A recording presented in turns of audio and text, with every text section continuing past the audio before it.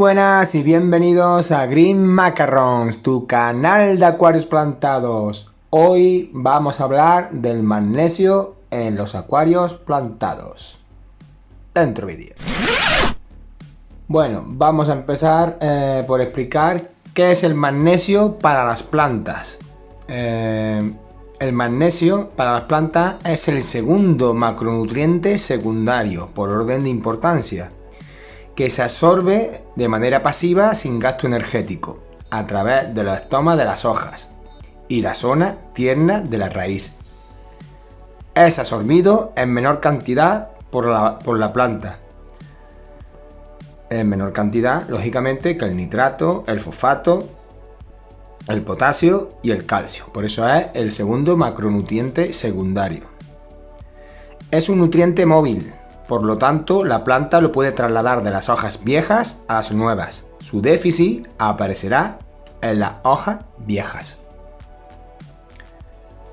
Su función más importante es ser parte esencial de la clorofila, por lo que le da el color verde a la planta.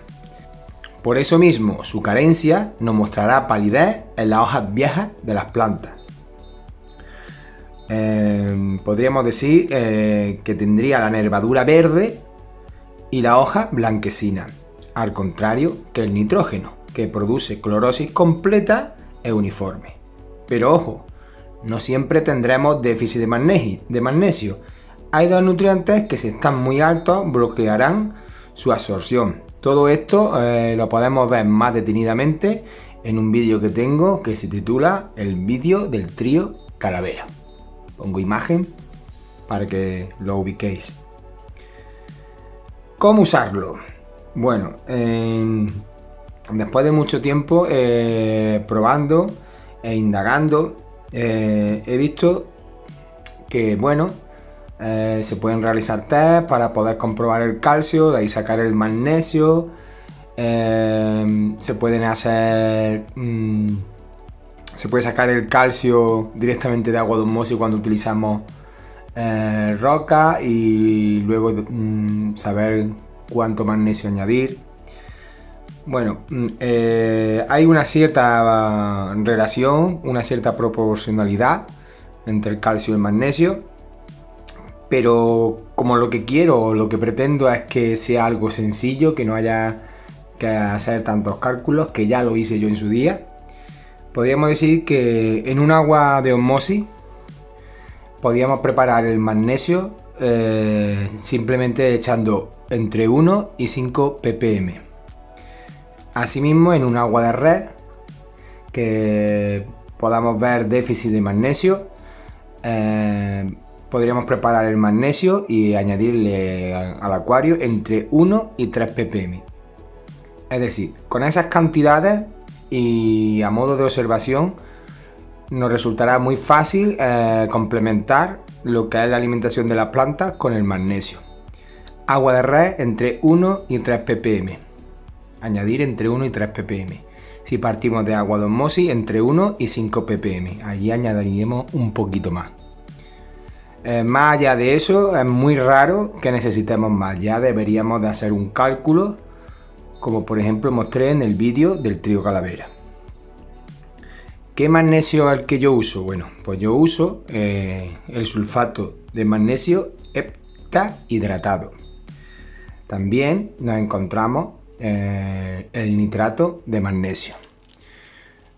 Pero sinceramente no creo que sea tan necesario usar nitrato de magnesio. Os pongo un ejemplo. Por ejemplo, cuando usamos sales del potasio, hay mucha gente que lo adiciona poco a poco, es decir, todos los días un poco de potasio. Eso, para mi manera de entender y cómo funciona el potasio, no lo veo adecuado. Es decir, yo adiciono el potasio una vez a la semana o 2 veces a la semana, es decir, cada vez que cambio agua.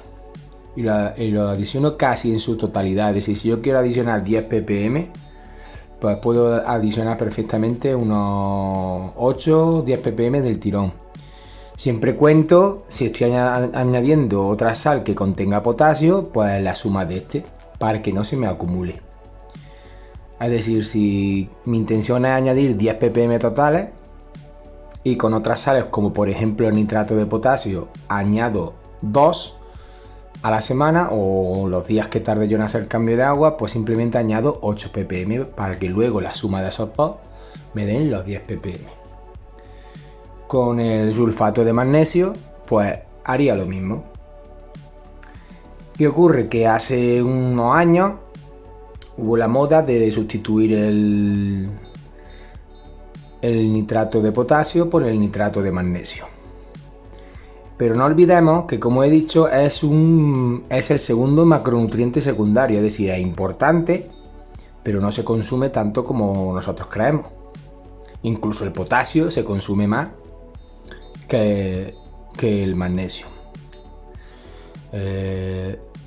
Seguramente para llegar a esa conclusión habría que medirlo lo que consume a raíz del sustrato, que es donde el potasio se consume más. Luego en la columna de agua simplemente debe de estar en una correlación con la dureza para que no se bloqueen los nutrientes entre sí. Pero el potasio se consume más que el magnesio sobre el sustrato.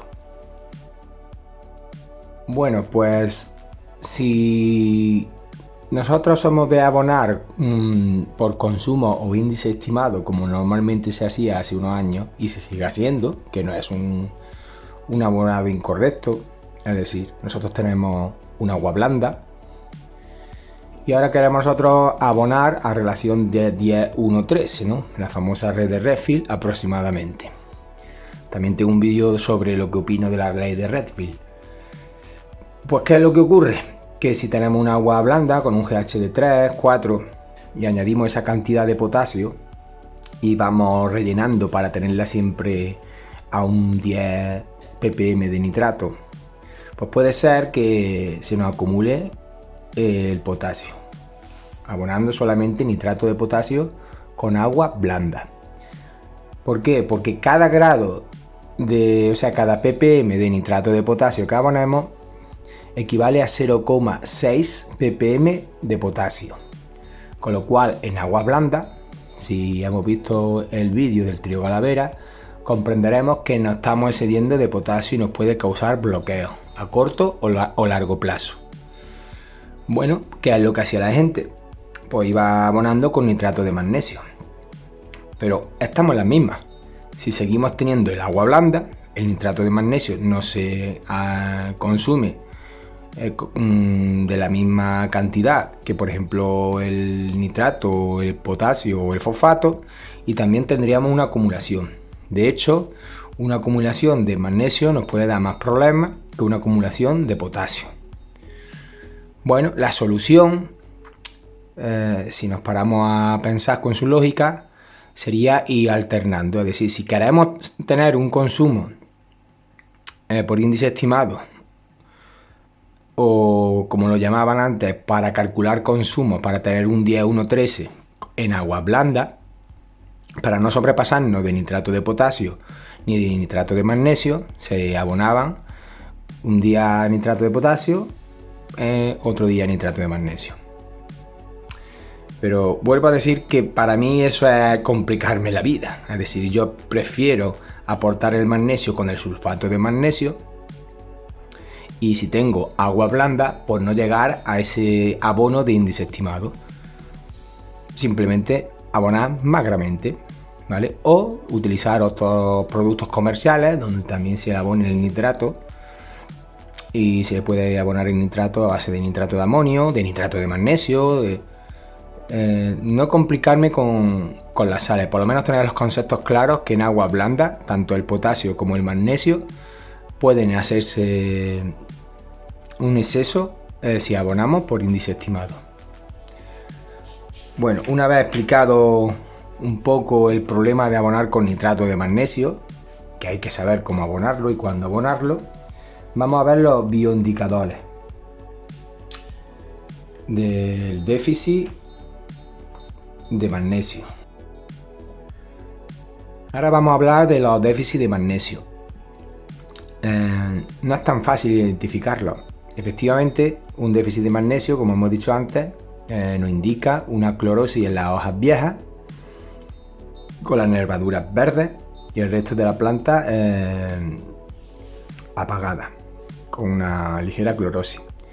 Pero hay veces que podemos tener una cantidad de magnesio aceptable, pero tenemos un exceso de potasio y un exceso de calcio. Como norma general, si tenemos un exceso de potasio, que es digamos, el nutriente más antagónico que tiene el magnesio, nos dificultará la absorción del magnesio, pero nos dará la cara antes con un rizamiento de las hojas, ya que el potasio es un nutriente primario y su exceso se acentuará antes como un bioindicador con un retorcimiento de las hojas. Por eso mismo debemos de primero analizar si vemos un déficit de magnesio, si la posible, o mejor dicho, el posible exceso de potasio que tengamos. Es decir, debemos de saber cuánto potasio estamos metiendo, puesto que lo mismo la solución no es subir el magnesio, es una solución más fácil dejar de añadir potasio.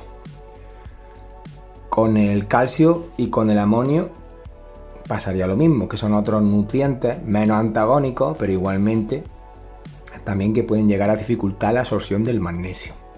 Es decir, si vemos un síntoma de déficit de magnesio, sopesemos más antes lo mismo que hemos hecho con el potasio, sopesemos también la cantidad de calcio que podamos tener. Por ejemplo, si tenemos un acuario con roca y estamos metiendo CO2, podríamos deducir perfectamente que ese déficit de magnesio puede estar provocado por un exceso de calcio, ¿vale?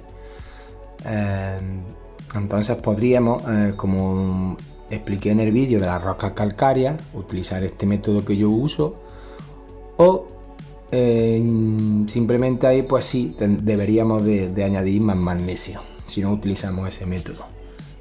Pero siempre prefiero yo ir con los nutrientes bajos en el tema de la química del agua, porque contra más dura pueda llegar a ser el agua, contra más nutrientes como nitrato, fosfato y potasio tengamos en el agua, digamos que suele complicarse un poquito más la cosa. Hay que hacer más malabares químicos, hay que entender un poquito más cómo funciona la química del agua y bueno, yo en lo personal prefiero no tener tantos nutrientes y así no dificulta tanto la absorción de los nutrientes por parte de la planta, sobre todo en la zona de la hoja. A grandes rasgos podríamos decir que antes de verificar un déficit de magnesio deberemos de comprobar si tenemos un exceso de calcio, potasio y amonio. Ahora os voy a poner unas imágenes donde os enseño las sales que yo utilizo, la calculadora cómo la calculo, que es algo muy fácil y muy sencillo, y como he dicho antes, la adiciono simplemente en el cambio de agua. Espero que os ayude. Si tenéis alguna duda, no dudéis de ponerlo en el cajón de los comentarios. Y bueno, todo esto, os deseo un buen día y no lo olvidéis, suscribiros, darle a like, activar la campanita y nos vemos en un próximo vídeo. Bye bye.